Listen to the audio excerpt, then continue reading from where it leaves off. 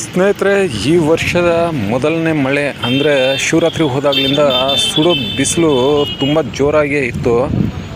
ಆದರೆ ಇವತ್ತು ಇದ್ದಕ್ಕಿದ್ದಂಗೆ ಒಂದೇ ಸಮನೆ ಮಳೆ ಸುರಿದು ನೋಡಿ. ನಮ್ಮ ಬೇತ್ಮಂಗಲದಲ್ಲಿ ಅಂಗಡಿ ಮುಗ್ಗಟ್ಟುಗಳಿಗೆಲ್ಲ ಮಳೆಯನ್ನು ನೀರು ನುಗ್ಗಿ ಯಾವ ಥರ ಆಗಿದೆ.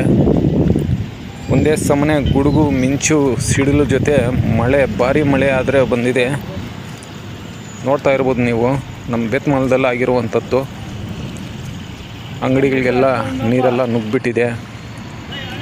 ಡ್ರೈನೇಜ್ಗಳೆಲ್ಲ ಬ್ಲಾಕ್ ಆಗಿ ನೀರೆಲ್ಲ ಆಚೆ ಬಂದುಬಿಟ್ಟಿದೆ. ನೋಡಿ ಸ್ನೇಹಿತರೆ ಯಾವ ಥರ ಇದೆ.